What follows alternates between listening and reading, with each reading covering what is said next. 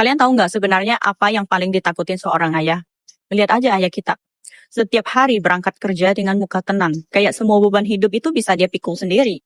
Pulangnya, diam, makan sedikit, lihat HP sebentar, lalu rebahan sampai tertidur.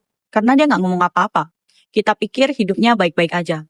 Dia nggak bilang sakit, jadi kita kira dia nggak pernah sakit. Dia nggak bilang capek, jadi kita anggap dia nggak pernah lelah. Dia nggak pernah minta apapun. Jadi kita pikir dia memang nggak butuh apa-apa.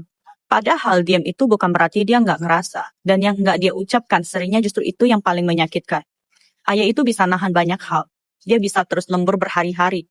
Dia bisa makan nasi bungkus murah sambil duduk di pinggir jalan. Bisa pakai jaket lama bertahun-tahun. Pakai HP yang layarnya udah retak. Tapi kalau buat anak dan istrinya, semua yang terbaik pasti dia usahakan. Dia bisa dimarahin atasan, dimaki pelanggan, diperlakukan nggak enak sampai keluar kantor dengan kepala tertunduk. Tapi begitu berhenti sebentar, nyalain rokok, tarik napas panjang, dia berdiri lagi kayak nggak terjadi apa-apa. Capek, iya.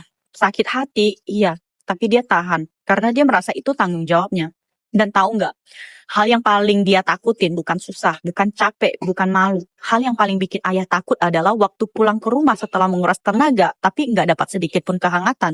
Dia takut kasih sayangnya dianggap biasa, takut pengorbanannya dianggap kewajiban, takut saat dia lagi jatuh, justru dapat ucapan yang bikin hatinya patah.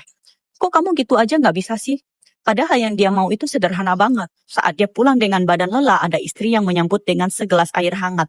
Saat dia duduk terdiam, ada anak yang bilang, ayah capek ya, makasih ya. Karena ayah itu bukan baja, dia cuma manusia yang pakai seluruh tenaganya untuk lindungin keluarga. Dia juga bisa rapuh, dia juga bisa takut, dia juga berharap ada yang peduli walaupun sedikit. Dan sedihnya, banyak ayah yang sampai hatinya benar-benar dingin karena sampai detik terakhir pun dia belum pernah dengar satu kalimat sederhana dari keluarganya.